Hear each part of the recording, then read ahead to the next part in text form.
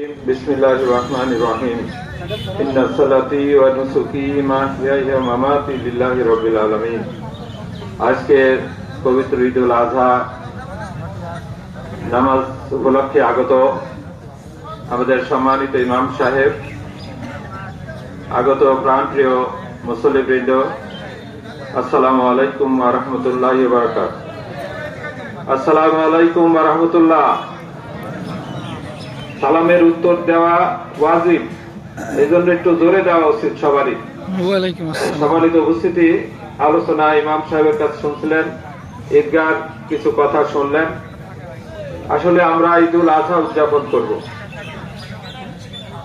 আমরা জানি ইতিহাস, রোজা ফরজ। এই রোজা অনেক পরে নাজিল হয়েছে, ফরজ করা হয়েছে দ্বিতীয় হিজরিতে। কিন্তু এই কোরবানি পৃথিবীর সৃষ্টি থেকেই এই কোরবানি ফরজ।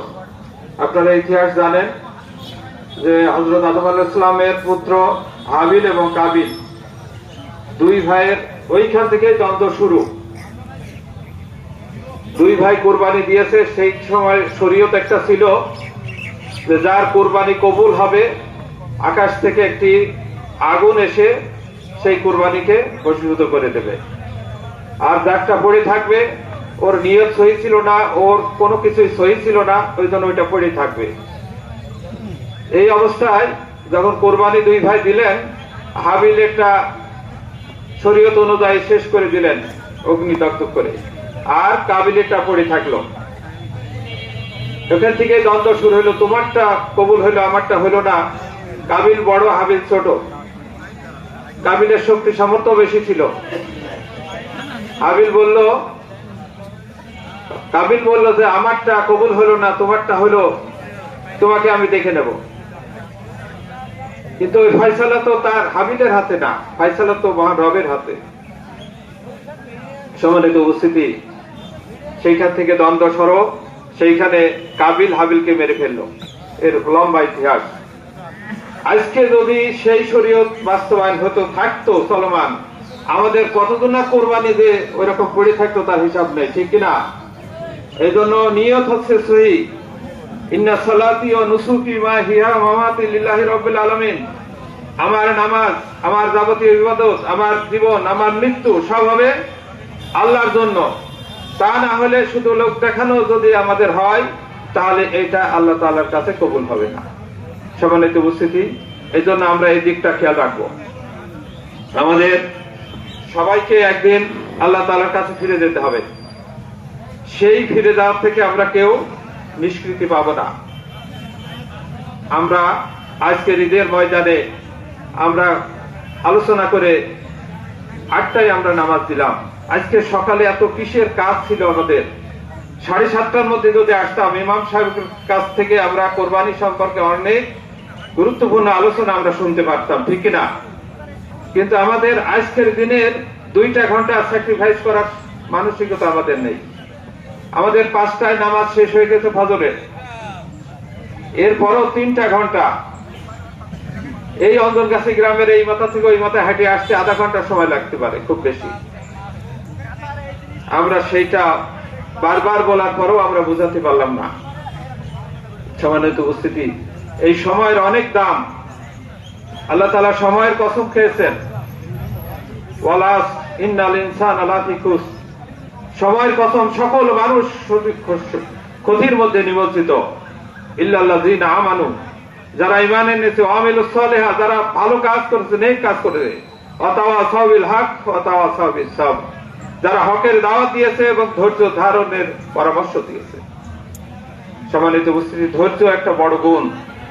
আমাদের এই সময়টা আমাদের একটু স্যাক্রিফাইস করা দরকার। আমি উদাত্ত আহ্বান জানাবো, আগামী দিনে যখন আল্লাহ তাআলা আমাদের বাসায় রাখবে, আমরা অন্তত ঈদের মাঠে যে সময়টা হবে তার আধা ঘন্টা আগে আমরা ঈদের ময়দানে উপস্থিত হবো ইনশাআল্লাহ, ঠিক কিনা? পারবো তো ইনশাআল্লাহ? আমরা চেষ্টা করব। তাহলে আপনারা অনেক কথা শুনতে পারবেন ইমাম সাহেবের কাছ থেকে। আমি আর কথা না বাড়িয়ে শুধু এতটুকু বলতে চাই, ঈদগাহ সম্পর্কে, ঈদগাহ উদ্যানের কথা বলা হয়েছে।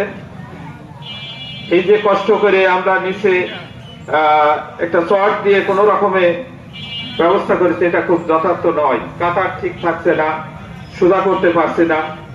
আপনারা দোয়া করেন। ইতিমধ্যেই জেলা পরিষদ থেকে একটা বরাদ্দ নিয়ে আসা হয়েছে, সেই বরাদ্দ টাকাটা আমরা পাইলাম চেক একদম শেষ মুহূর্তে। এই কারণে আর এই ঈদের আগে আমরা করতে পারলাম না। ঈদের পরপরই আমরা ছুটির পরপরই আমরা ইনশাল্লাহ শুরু করব। তাতে 8 থেকে 10টা কাতার হয়ে যাবে। 3 লক্ষ টাকা তার ভ্যাট আইটি বাদ দিলে 8 থেকে 10টা কাতার হয়ে যাবে। আর বাকিটা আমরা যারা আছি, আমরা যদি মনে করি এই অন্দরনাথী গ্রামের যত লোক আছে এবং সম্পদ যাদের আছে, আমরা কি ইচ্ছা করলে 2 জন মিলে হোক, 1 জন মিলে হোক, হয়তো 20-25 হাজার টাকা করে এক একটা কাতারে খরচ হবে। 3-4 জন মিলে কি একটা কাতার আমরা দিতে পারি না? ভাইরা, কত টাকায় তো কত জায়গায় চলে যায়।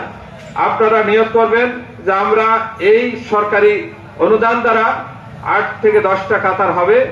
এরপরে যেটা থাকে আমরা আগামী ঈদের আগেই আমরা যাতে সেটা পরিপূর্ণ করে দিতে পারি।